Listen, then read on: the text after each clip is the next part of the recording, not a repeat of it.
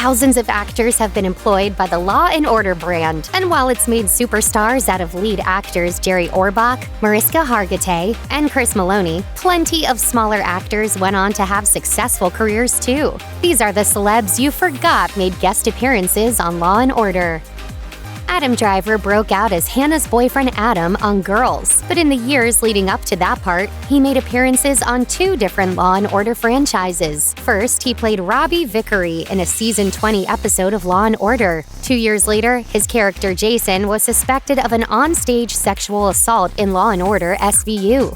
Law & Order star Jeremy Sisto recalled during an event at the 92nd Street Y that Driver was, in fact, the best guest star he'd worked with on the show. Sisto said, "He was a very strange dude. Sweet, but kind of just had a lot going on." He recalled that Driver would take over the space while he acted, impressing him in a way that made him later go back and watch Driver's work. In behind-the-scenes footage of his SVU appearance, Driver said he didn't need to do a lot of research for that character because he himself was, quote, inherently creepy in life. He clarified that he understood the character's social awkwardness, even if he was unlike his character in other regards. He explained, "I didn't stalk anybody.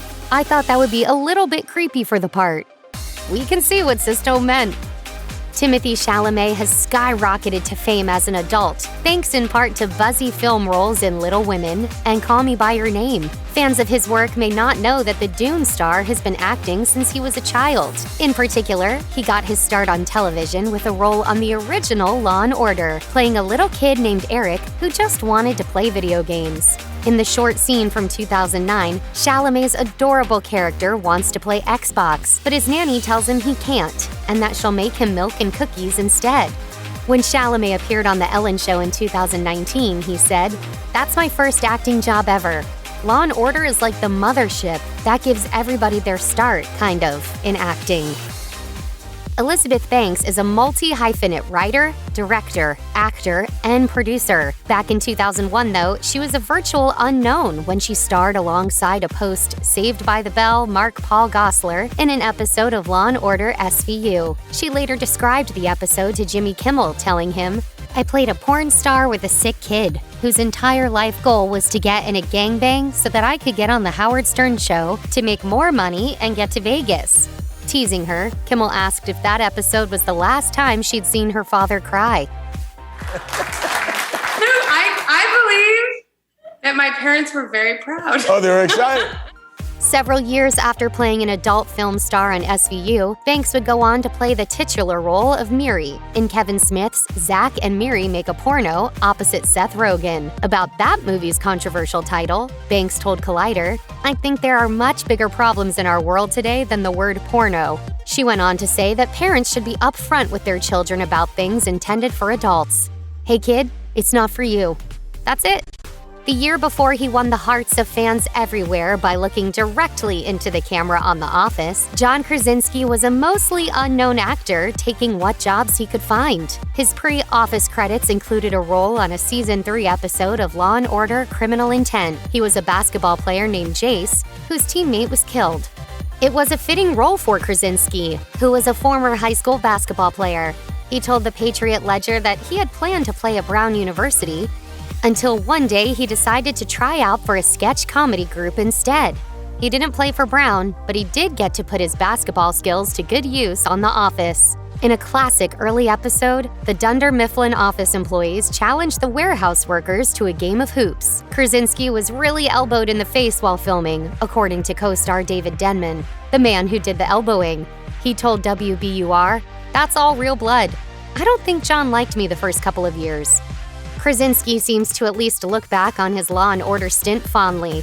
When a fan on Twitter mentioned having spotted him in the role, Krasinski quote-tweeted them and added a line from the classic franchise intro. "These are their stories." Dun dun!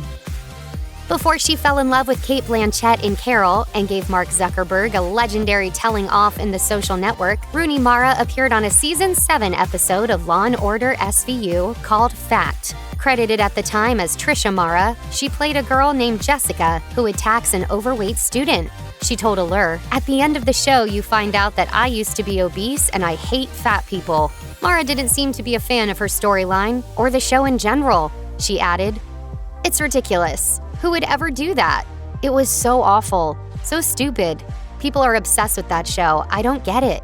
Later, after her comments about the show went viral, Mara clarified her stance in a HuffPost interview. She said that her appearance on SVU was one of her first acting jobs, and she couldn't have been more excited to have been a part of it. She added that she felt her remarks had been taken out of context. She said, "If anything, I didn't mean that the storyline was ridiculous. I meant that humanity is ridiculous. I know that Law & Order makes their episodes out of real things that are happening in the city. So to me, by ridiculous, I meant that humanity is ridiculous.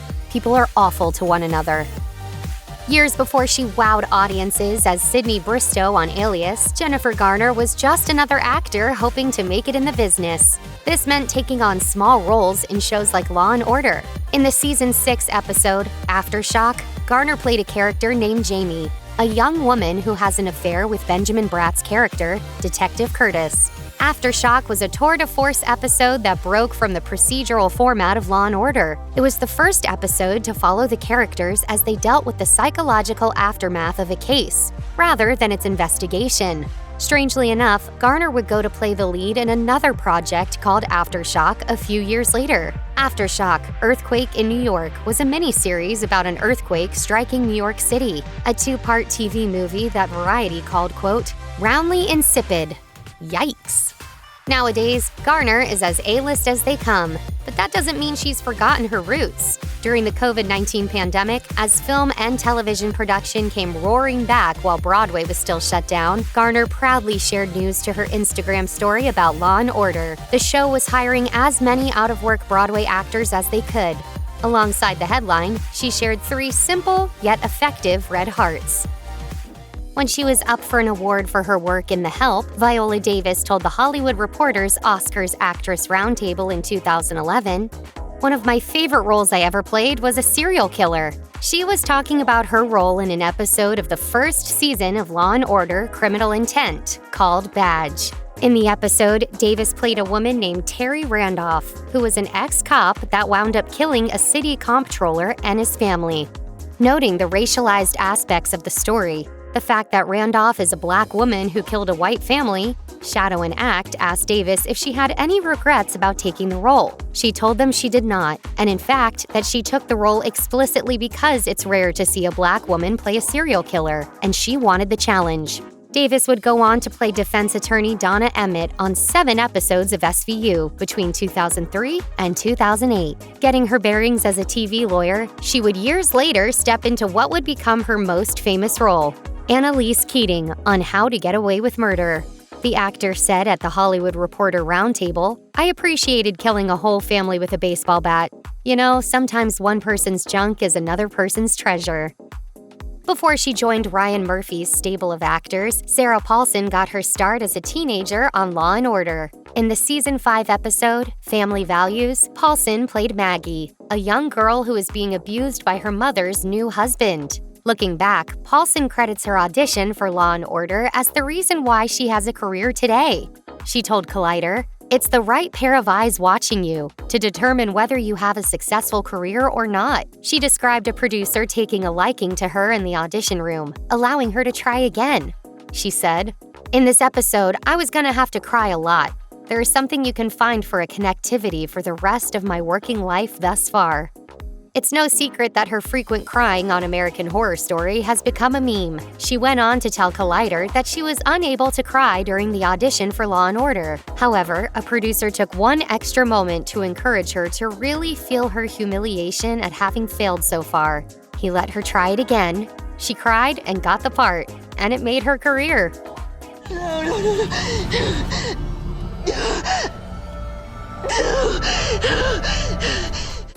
Before she played Lorelai Gilmore on Gilmore Girls, Lauren Graham starred in a 3-episode arc on the original Law & Order in Season 7. The 3-part story centered on Lenny Briscoe and Ronaldo Curtis traveling to Los Angeles to investigate the case of a murdered Hollywood producer. Graham played Lisa Lundquist, the vice president of production, who shows the detectives around the back lot.